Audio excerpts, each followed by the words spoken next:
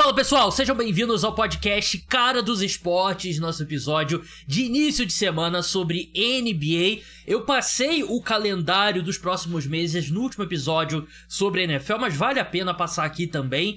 Vamos para 2 episódios por semana de NFL, um postado na madrugada de domingo para segunda e o outro vai ser postado entre quarta e quinta-feira. Esse vai ser exclusivo para apoiadores de NBA. A gente continua com 2 episódios, pelo menos até os playoffs. Começando os playoffs da NBA, provavelmente a gente vai aumentar para 3 e algumas semanas até 4 episódios por semana. Então esse é o calendário aí pós-Super Bowl, entrando já na fase decisiva da temporada da NBA. Não deixe de escutar. Se você é fã de basquete e fã de futebol americano, não deixe de escutar os 2. Deixa 5 estrelas lá no Spotify, se inscreve no canal no YouTube, deixa comentário se você estiver escutando no YouTube, deixa like, aquela coisa toda.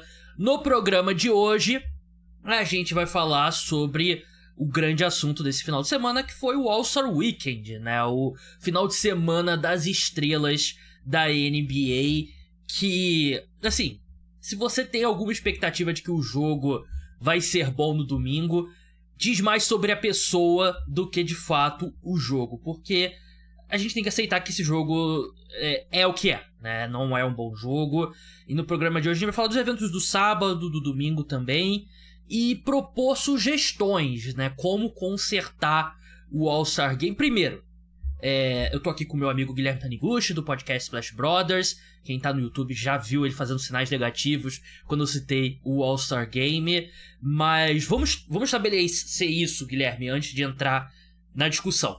Tem um problema a ser consertado aqui, né? Porque o All-Star Game, tudo bem, nunca foi intensidade de jogo 7 das finais da NBA, mas tinha uma coisa ali, o jogo ia num ritmo tranquilo e tal, e aí no final do primeiro tempo, no final do jogo no geral, dava uma apertada, era mais decidido, e não há tanto tempo assim. A gente lembra, se eu não me engano, 2019, aquele lance do LeBron e do Kevin Durant dobrando a marcação no Stephen Curry, o Harden tentando atacar a cesta e tendo marcação firme pra cima dele. Então acho que essa intensidade, que nunca foi das maiores, caiu ainda mais. Então a gente tem um problema, a NBA tem um problema nas mãos delas, porque é um dos principais eventos do calendário do basquete. Eu acho que a gente precisa, primeiro, né, bom dia, boa tarde, boa noite para os nossos amigos e amigas aqui, telespectadores e ouvintes. Já ia dando continuidade ao assunto, Gabs, mas você trouxe um ponto que eu acho que, primeiro, a importância é a gente olhar e identificar o que é o problema. Eu acho que a fala dos jogadores também nos direciona para entender qual a leitura dos jogadores sobre essa situação. O LeBron ontem terminou o jogo falando que, putz, graças a Deus ninguém se machucou, é o único momento do calendário que a gente tem uma folga, se eu não me engano. Algum outro jogador falou isso. O Doncic, ano passado, no meio do jogo, foi o momento que eu desliguei a TV e desisti, ele falando que estava preocupado com as férias, com os dias que ia passar em Aruba, algum lugar nesse sentido. O Anthony Edwards falando que só ia arremessar de mão esquerda e quase não jogou nessa competição hoje. Diz muito sobre como os jogadores têm levado a competição. Eles levam esse momento, pro americano tem muito o meio da temporada, né? Apesar que a gente já tá com 2/3 quase completos, eles levam esse momento ali como um momento de dar uma descansada, relaxada, para poder seguir rumo aos playoffs ou rumo ao terço final de temporada. Então, para mim, esse é o grande ponto. Pra gente, telespectador, acho que para quem acompanha mais profundamente a NBA, nunca levou tão a sério assim a competição, mas pro fã médio, leva a competição no intuito de, putz, é um momento legal, tem uma competição, tem uma disputa e eu vou ver. E os jogadores não levam assim já há bastante tempo. Eu acho que esse é o ponto crítico, mas tem muito a ver também com o calendário. O calendário é maçante, o calendário é pesado, 3, 4 jogos na semana, é a única semana que eles têm uma pausa, um momento de relaxar, um momento de ter menos jogos. Então acho que esse é o ponto também crítico em relação à disputa. A NBA não está disposta a olhar para o calendário, mas acho que passa por aí o principal problema. A gente falou muito nas últimas semanas sobre a questão do problema dos 65 jogos, né? Daquele piso mínimo para concorrer aos prêmios individuais. E a raiz do problema do All-Star Game é o mesmo, né? Assim como essa questão, né? É que é muito jogo. E o pessoal pode falar, antigamente jogava 80 jogos e tal, não sei o que, jogava mesmo. E os jogadores se aposentavam antes, né? Tinham carreiras menores. E hoje o jogo pode não ser tão truncado, mas é muito mais correria, né? Então o desgaste físico no jogador é muito grande. Tudo bem, melhorou a tecnologia, os tênis são melhores e tal. O carinha do Jabá jogou, sei lá, 20 anos jogando com All-Star e tal, Larry Bird e tal. Mas o jogo hoje é mais desgastante, né? E tem um motivo pro basquete você poder jogar 3 jogos por semana. E vamos supor, o futebol, você jogar 2 vezes por semana já é complicado, né? Porque o futebol corre mais, e hoje em dia você corre mais num jogo de basquete. Então tem uma parte que é essa, os jogadores querendo se preservar, e os jogadores hoje em dia são mais preocupados em preservar os seus corpos do que 15 anos atrás, 20 anos atrás. Então chega no momento e que até a saúde E até a saúde mental, né? Então, o Jordan parou 2 anos da carreira. Até o ponto que eu ia chegar, não exatamente esse ponto, mas assim, eles veem o All-Star Game com um momento pra descansar, pra dar uma relaxada de uma temporada grande, né? E aí a gente quer ver um jogo complicado, um jogo apertado, um jogo tenso, e não é o que acontece, né? É difícil ter uma resposta definitiva. Acho que tem muita coisa que é azar. Por exemplo, a lesão do Embiid, que todo mundo não, porque ele forçou pra jogar. Ele realmente estava jogando forçado. Ele não tava, claramente ele não tava 100%. Mas ao mesmo tempo precisou o Kuminga cair por cima dele, em cima da perna dele, pra ele se machucar. E foi um lance de azar. Se o Embiid não acontece aquele lance, ele teria se machucado depois? Sei, né? Então acho que é muitas vezes analisar o resultado. Então tem essa parte dos jogadores não quererem levar a sério pra não se desgastarem, mas eu acho que tem um ponto também que é característico não só dos jogadores da NBA, mas eu acho que é da geração como um todo. Eu acho que eu e você, a gente tá mais ou menos na mesma idade, né? E muitas dessas estrelas da NBA estão mais ou menos na nossa faixa de idade, né? Os mais velhos, né? Tipo, Curry é mais velho, LeBron é mais velho, mas ali Paul George, Kawhi, mais ou menos na nossa faixa etária. Os millennials, né? Que o pessoal fala. Além da preocupação com a parte física, eu acho que existe uma preocupação também de não fracassar. Porque um jogo que ninguém tá levando a sério, se você perde, tudo bem, ninguém levou a sério. Só que se você levar a sério, se esforçar na defesa e tal, você ainda tem a chance de perder. E aí o cara vai ter se importado, vai ter lá feito força. E quando você tá defendendo um jogador da NBA, por mais que outro jogador da NBA defenda ele, na maioria das vezes ele vai marcar pontos. E aí você vai ficar num clipe no Twitter, rolando, tipo o Kevin Durant levando uma caneta do Trae Young e tal, e ninguém quer isso. Então eu acho que é um mecanismo de defesa, né? E é algo que eu acho que também é um pouco da nossa geração, né? Que aí é uma discussão muito mais ampla, né? Mais de não querer se importar pra também não querer, sei lá, se machucar emocionalmente, né? Eu posso estar sendo um pouco aqui, falando um monte de besteira, mas eu sinto que é parte disso também. Se o jogador não se esforça, se ele perder, tranquilo. O pessoal do Oeste, a gente não queria mesmo ganhar e tal, não sei o quê. Mas se eles se esforçam e ainda assim perdem, aí fica mais feio. Então eu acho que eu ainda acho que a principal questão é a questão física. Mas eu acho que tem um pouco dessa questão também do medo de fracassar. E aí, nesse sentido, a gente consegue ver essa fotografia no Dunk Contest. É o que muita gente fala, né? Por que o LeBron nunca disputou o torneio de enterradas?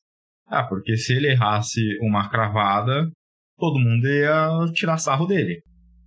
Por que grandes jogadores deixaram de disputar? Ou porque o Vince Carter disputou quando estava no seu segundo, terceiro ano e depois que se tornou uma estrela consolidada não disputou mais? Porque ele ali tinha alguma coisa pra provar. O risco depois é muito maior que a recompensa, né? Sim. De um cara como o LeBron não ganhar, ou também porque cada vez que você pula, é um risco que você corre com as suas pernas, né? Então, o risco do dunk contest é muito maior do que a recompensa de vencer. E às vezes você pode até fazer uma boa jogada e não vencer. É um pouco do que o Aaron Gordon, naquela sua segunda disputa, de acho que 2019, né? Ele falou que ia parar, porque, fez as enterradas mais criativas, você precisa treinar isso, então tem uma preparação, tem uma questão de pensar no que fazer, no que é diferente. E aí chega lá, você não ganha, você fala, pô, ainda fui garfado, levei a sério e ainda fui garfado, foi 2016, perdi aqui. Só pra a informação. 2016 foi com o Lavigne e depois ele voltou. Aquela histórica deles dois, que eu acho que é importante citar, porque eu acho que foi o último dunk contest relevante. Mas ele voltou e perdeu depois, acho que por uma nota, que o Wade não deu 10 pra ele, acho que 2019 ou 2020. E aí ali ele falou que não voltava mais, que se sentiu roubado.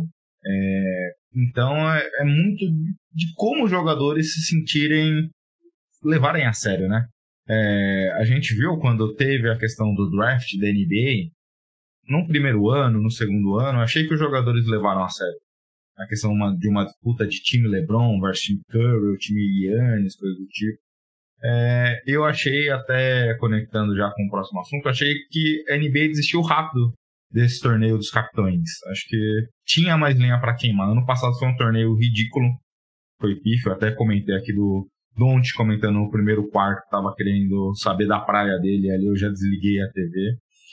Mas foi um ano de fracasso versus a outros anos que foram na média, pelo menos. O Adam Silver, depois do ano passado, falou, não, foi a culpa minha, a gente vai voltar pro Conferência Leste contra o Oeste. Mas eu concordo com você, eu acho que eles abandonaram, porque o jogo é ruim, de qualquer jeito, mas eu acho que o draft era um evento legal. E pelo menos você tinha isso. Eu, no ano passado, eu assisti o draft, assisti o começo do jogo, tava uma merda, eu tirei o som, fiquei mexendo no celular e fiquei vendo ali de plano de fundo, né? E foi até que no podcast aqui que eu fiz com a Nani, a gente fez o draft dos jogos do All-Star, justamente porque eu acho que era a parte mais legal do evento dos últimos anos, né? Quem vai escolher quem, aí teve o negócio do Kevin Durant não querer escolher o Harden, aí tem sempre o LeBron, parece que tá querendo recrutar alguém, né? Aí seleciona um cara pro time dele, ou um cara da Clutch, que ele dá prioridade, né? Clutch, que é a agência dele de uma das principais da NFL, que representa vários jogadores, entre eles o próprio LeBron. Então, eu concordo com você. Eu acho que eles abandonaram rápido. Eu acho que não deram a oportunidade de viver um mundo pós-LeBron, porque enquanto o LeBron jogar, sempre ia ser o LeBron e alguém. LeBron e o Giannis, LeBron e o Kevin Durant, teve ano que foi LeBron e Curry, e eu acho que seria interessante ver um mundo pós-LeBron. Pô, como é que seria quando fossem dois europeus os capitães? Por exemplo, Giannis e Luka, Giannis e Jokic, e os jogadores da nova geração. Um Tatum fosse capitão, né? E aí eu acho que a gente meio que perdeu isso. Aliás, um parênteses aqui. O Jokic, pediram pra ele fazer uma seleção dos jogadores europeus. Ele botou Luka, o Bogdanovic, o Dario Saric, o Nikola Vucevic e ele. Não botou o Giannis, não botou o Franz Wagner. Eu senti ali que a lista bem desequilibrada. Acho que ele fez mais seleção de jogadores nascidos em países da antiga Iugoslávia do que europeus de fato. Mas mostra também que eu não sei se ele seria um grande capitão também pra fazer esse draft do All-Star. Mas eu concordo com você. Mas assim, a gente tá criticando. Eu acho que a gente tem que propor formas de consertar, Gui. Tem alguma sugestão sua que você acha que faria esse torneio ser melhor? Esse torneio não. Essa disputa ser melhor? Uma que eu fui olhar para outras ligas. Muita gente elogia o All-Star Weekend da NHL. E aí eu fui olhar, NHL não acompanho tanto assim, então eu tive que estudar um pouquinho do que funciona lá pra gente pensar aqui. Lá basicamente tem times por conferência, e aí eles vão fazendo mata-matas para definir o campeão. Isso foi mais ou menos o que a NBA tentou nos torneios dos capitães, e também o que o Rising Star tem feito, que não tem funcionado. Pelo menos no Rising Star não tem sido tão legal assim. Então, descartei um pouco essa ideia. Uma mais radical, que é o que tem ou tinha na MLB, no All-Star Weekend deles, no All-Star Game, é que você define o mando de quadra da final da NBA pelo vencedor da conferência do All-Star. É uma ideia baita radical, mas trouxe ali uma competitividade que, pelo menos para o beisebol, há muito interesse dentro do jogo. Eu não acho que ia funcionar, mas é uma ideia que hoje na MLB está consolidado e funciona ali na dinâmica para você ter uma competição dentro desse torneio.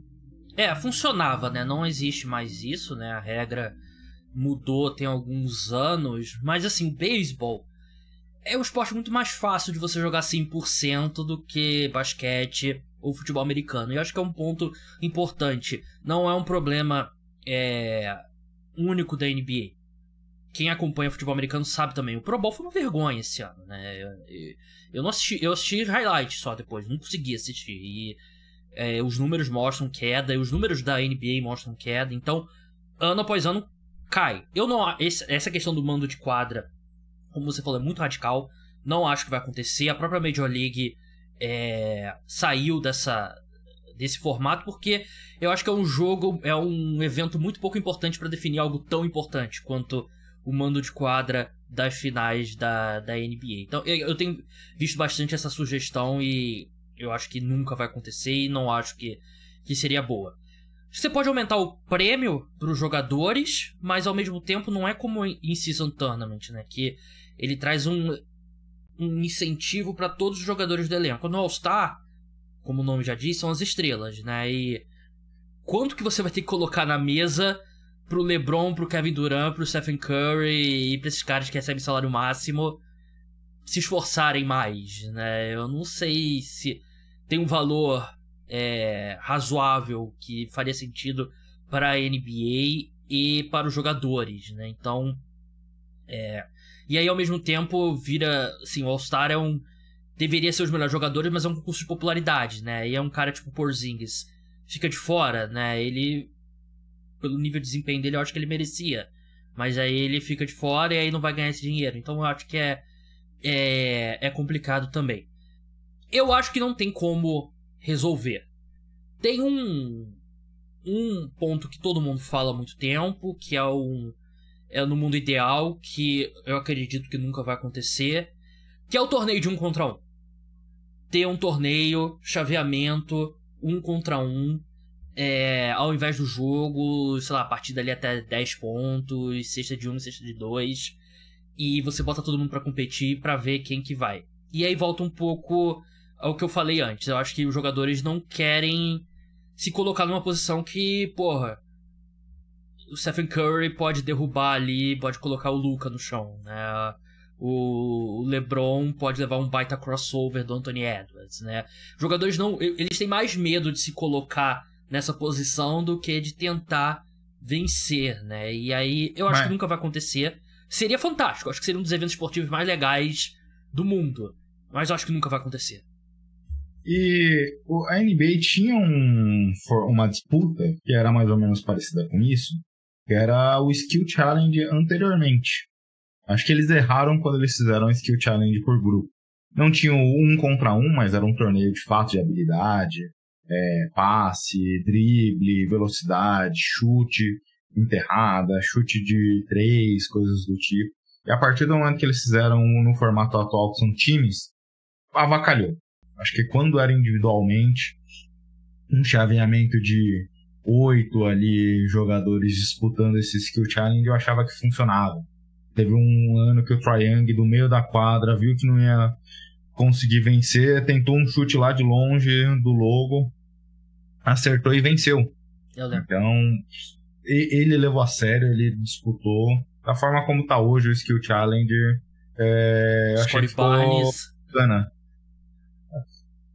Mas eu concordo contigo. O 1 contra 1 nunca vai acontecer, porque é a mesma questão do torneio de enterradas. O risco é muito, muito baixo, mas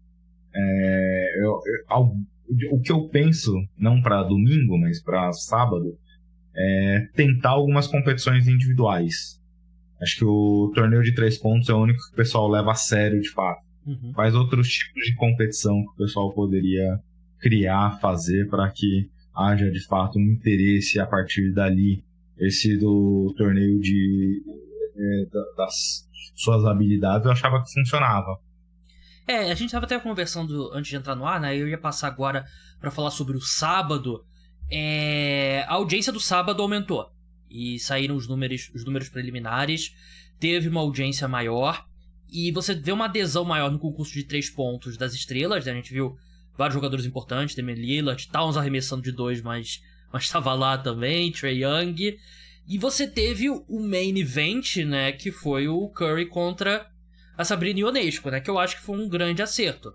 Ter essa disputa entre o Curry e a Sabrina Ionesco. Acho que você ter, por exemplo, sempre ter a disputa do campeão da NBA contra o campeão da WNBA é interessante, né? Claro que pode ter um ano que vai ser, sei lá, o Malik Monk contra uma jogadora menos conhecida da WNBA, né?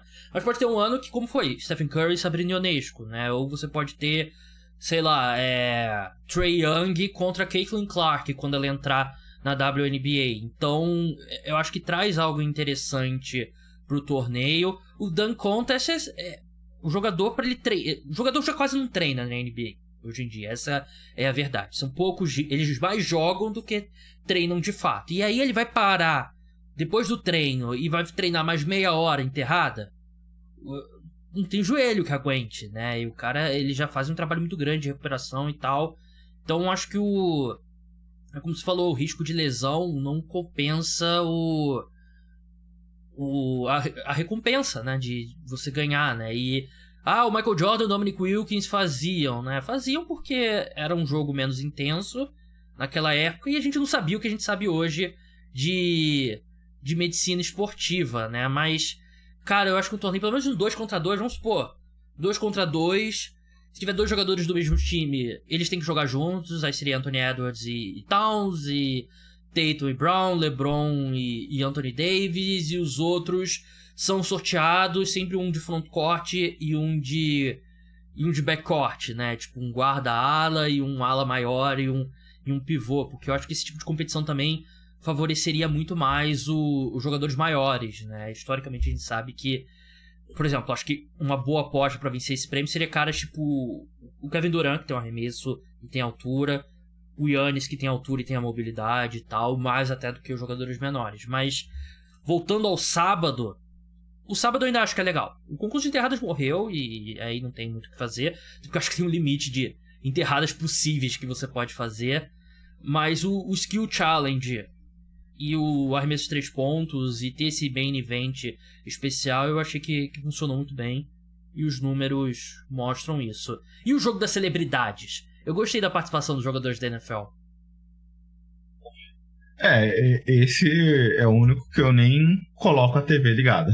Esse eu ignoro totalmente, porque eu brinco com o Léo, a gente faz a competição lá pra alguém ter que pagar uma prenda apostando nos prêmios desse ano, né? Apostando nos prêmios do All-Star Game, nos vencedores. E quando a gente vai ler as celebridades, aqui pra gente, a gente pouco se identifica, né? Porque a maioria delas, fora esportistas, quase nenhum, pelo menos eu e o Léo, reconhecíamos. Então, não sei, talvez seja a questão da idade, talvez seja alguma outra questão, mas quando tinha o Kevin Hart, eu parava pra ver que é uma pessoa que eu me identificava de alguma forma, mas esse ano eu não achei tão interessante assim, mas obviamente o Micah Parsons jogou bem, depois você vê os melhores momentos. Tinha até o QB do Houston, que falou que fez CJ Stroud, tinha feito 40 pontos em cima do Jaime Harris. Jogou nada o CJ Stroud, inclusive. Quem jogou muito bem foi o Puka Nacua, né? O wide receiver do Los Angeles Rams, né? E isso eu acho legal. Realmente, de celebridades, eu não conhecia muita gente, não, né? Mas tinha o cara lá do salto em altura, né? Que é famoso, né? Italiano. Tão famoso que eu não lembrei o nome agora dele. E acho que é outro que no passado tinha uns nomes maiores, né? Porque eu acho que do século, o momento mais famoso do All-Star Game, do jogo das celebridades, é quando o Justin Bieber jogou, né? Foi um negócio, imagino que seja uma audiência de todas. De repente bota a Taylor Swift pra jogar, né? Ela e o Travis Kelce, né? Quem sabe muda a audiência do All-Star Weekend, mas é isso. Não tem muito como salvar, porque não é exclusivo da NFL, da NBA, e é meio que você pode voltar para um formato draft, você pode botar mais dinheiro, você pode, mas no final é tudo aquilo que a gente discutiu, né? Não tem como... Eu acho que a NBA é até pior, porque você ouve o Jokic, o Doncic falando do All-Star Weekend, e para eles é um mundo irreal em relação à cultura fora do mundo, né? O americano tem muito dessa questão de ver as ligas se enfrentando e tudo mais, como uma competição ali intermediária de exibição e tudo. Mas nenhum outro esporte fora dos Estados Unidos tem um pouco dessa dinâmica, né? É uma outra cultura de competição, efetivamente, com seu time, com sua seleção. E pro americano é uma outra dinâmica que, como o basquete é muito mais internacional, eu vejo que as peças fora dos Estados Unidos têm uma dificuldade muito grande de entender e acabam chutando balde, acaba levando 100% na brincadeira. Um que seria legal testar, mas pra uma vez só, porque eu acho que não seria sustentável ano após ano, é um Estados Unidos contra o resto do mundo. Eu acho que tem potencial pra ser, porque eu consigo ver aí o sangue esquentando um pouco mais, né? E porque você tem, por exemplo, você sente que tem uma animosidade, né? Por exemplo, não é coincidência o Draymond Green, todos os jogadores que ele pisa, soca e dá chave são pivôs europeus, né? Tem o patriotismo ali de ver que hoje os melhores jogadores da NBA não são dos Estados Unidos, né? É o Jokic, é o Embiid, é o Giannis, é o Luka, é o Shea e tal. Então, esse eu acho que pra um ano seria interessante. Mas eu acho que o problema é, não sei se a NBA vai querer colocar lenha na fogueira dessa divisão, né? De Estados Unidos de um lado e jogadores de fora dos Estados Unidos do outro. O outro que eu vi o pessoal falando é botar no final da temporada, mas é outro que não funciona também porque os jogadores já estão esgotados e na NFL... E na NFL é no domingo antes do Super Bowl e também não funciona, né? Então é outro exemplo que não funciona. Antes da gente passar por uma notícia importante que saiu um pouco antes da gente começar a gravar, eu só queria lembrar que o Bodog é o parceiro oficial de apostas do podcast Cara dos Esportes. Crie sua conta utilizando o meu link, tem bônus no primeiro depósito. Você pode apostar na NFL, na NBA, futebol, qualquer que seja o esporte. Dá pra jogar poker lá, tenho jogado bastante poker no Bodog também, então crie sua conta. Você me ajuda se você fizer isso, mostra o poder do público do podcast Cara dos Esportes. Duas notícias, na verdade, pra gente debater aqui antes da gente finalizar o programa, Gui. A primeira, como você já com sua camisa aí já demonstrou, o Jacques Vaughn não é mais o head coach do Brooklyn Nets. A equipe vinha num momento muito ruim, uma temporada bem fraca e tá ali lutando pra ir ao play-in, né? Tá 3 jogos atrás do Atlanta Hawks, que é o 10º colocado. Eles têm 21 vitórias, o Hawks tem 24, o Nets é o 11º, mas estava num viés de queda bem forte a equipe, né? Acho que a equipe chegou a estar dentro da zona do play-in mais pro início da temporada. O Jacques Vaughn, que substituiu o Steve Nash, né? Que foi demitido pelo Kevin Durant e pelo Kyrie Irving, né? Quando eles ainda estavam lá em Brooklyn. E agora o Jacques Vaughn deixa o cargo. Sempre acontece uma demissão de técnico perto do All-Star Weekend, né, Gui? O que você achou da saída dele? Eu tava até conversando com o Léo a respeito disso, porque até demorou, né? Porque se a gente for olhar com carinho, o time tava já numa... Você poderia ter demitido antes ali, quando se preparou pro All-Star Weekend, na quinta, na sexta, eles esperaram passar todo o evento para comunicar a demissão. Não sei se vai mudar alguma coisa, mas pelo menos quem for assumir teria 1 diazinho, 2 diazinhos extras de trabalho, que pode ser importante. Você falou aí, a gente até debateu um pouco do Nets no último podcast dos Splash Brothers, quando fizemos o Power Ranking, e desde 27 de janeiro, desde 27 de dezembro, que foi a última vez que a gente tinha feito o nosso Power Ranking, de lá pra cá, o Nets teve 6 vitórias apenas, 15 derrotas, 16 derrotas, era uma das 3 piores campanhas da NBA nesse período. Eu acho que isso explica muita coisa, né? O time teve um período ali que derreteu. E o time tem um problema de montagem desse elenco. O time ficou um pouquinho como terra arrasada depois das movimentações, das trocas. Eu até gostava do trabalho do Jack Vaughn, de maneira geral. Acho que no primeiro ano, ali depois da saída do Nash, ele fez um bom trabalho. Mas quando um time está nessa campanha, um time que não sabe muito o que esperar, não tem playmaker, não tem jogadores com muita capacidade de infiltrar, de finalizar jogadas, e na campanha que está, naturalmente você olha para o técnico e tenta mudar, mas não vejo ele como o principal problema.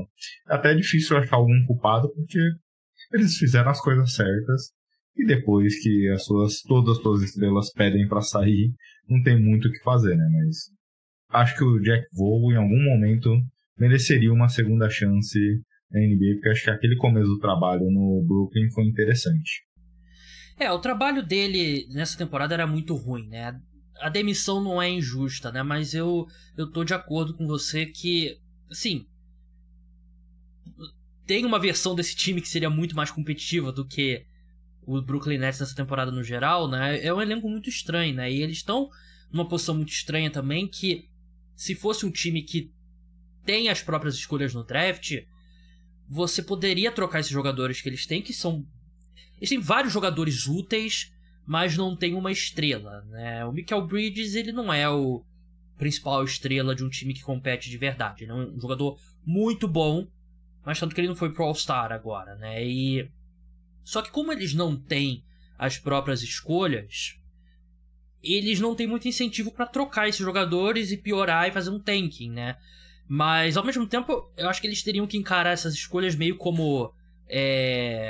Tem uma palavra que agora tá me fugindo, que é um gasto que já aconteceu, né? Tem um termo... sunk cost, né? Em inglês, né? Não sei como é que é em português, né? Mas é algo que você já perdeu, você não tem como recuperar e... Assim, qual a diferença? É porque o Nets já viveu isso também, né? Mas pra eles, ir a 5ª escolha pro Houston Rockets ou ir a 21ª, pro Brooklyn Nets não faz diferença, né? É uma diferença só de ótica, né? Mas eu acho que eles erraram de não trocar, tipo, Dorian Finney-Smith, Nick Claxton, Cam Johnson, porque você poderia receber mais ativos pra ajudar nessa reconstrução. E o time tá no limbo. O time tem bons jogadores. Eles, nessa formação, pelos próximos anos, eles não vão ser ruins o suficiente pra ter ali uma escolha top 3 na loteria, eu imagino. E também não vão ser bons o suficientes pra brigar por um título. E assim, é um time que tem bastante ativo até, né? Tem jogadores e escolhas que vieram do Phoenix Suns. Mas, ao mesmo tempo, qual estrela vai querer ir pro Brooklyn Nets depois do desastre que foi a era Kevin Durant, Kyrie Irving e James Harden, né? Porque se fala muito, seria um bom destino pra uma estrela, né? E você acha que vai ter alguma grande estrela querendo ir lá pro Brooklyn Nets depois de tudo que aconteceu nessa conturbada era Durant, Kyrie e Harden? Eu não consigo ver... Que é difícil, né? Porque eu não consegui ver na época que o Nets falhou nesse momento do Big Three. Era um momento que o Kyrie Irving estava totalmente biruta das ideias e isso acabou influenciando todo o resto. Porque acho que se o Kyrie não tivesse com aqueles problemas, ele se ausentou em treino antes da chegada do Harden, ninguém sabia onde é que ele estava. Depois da questão da vacina e tudo mais. Acho que foi o pior momento da carreira do Kyrie, que culminou com todo o resto se derretendo a partir dali. Então, em algum momento, acho que o time pode se reconstruir, mas para uma estrela querer jogar lá, o time tem que dar sinais de que é competitivo. Eu não consigo ver nesse core um time competitivo, eu concordo contigo. Acho que tristeza de quem tem sua principal estrela, o Mikal Bridges. Longe disso. O Ken Thomas tem jogado bem ofensivamente. Defensivamente é um dos 5 piores jogadores da NBA. Total, né? Peladeira total, né? Acho que o problema do Nets passa muito pela questão de talento. E nesse sentido, eu concordo contigo. Eu não teria feito muito esforço para tentar coisas diferentes, tentar mudar esse core efetivamente. Eu duvido que, de fato, a proposta chegou mesmo. A gente comentou que o Rockets demonstrou interesse em até devolver algumas escolhas de drafts pelo Mikal. Pô, se isso for verdade, eu teria feito. Não porque o Ricardo, a gente tá falando do Ricardo Stabolita aqui, ele fala uma coisa que eu concordo. O jogador tá lá, né?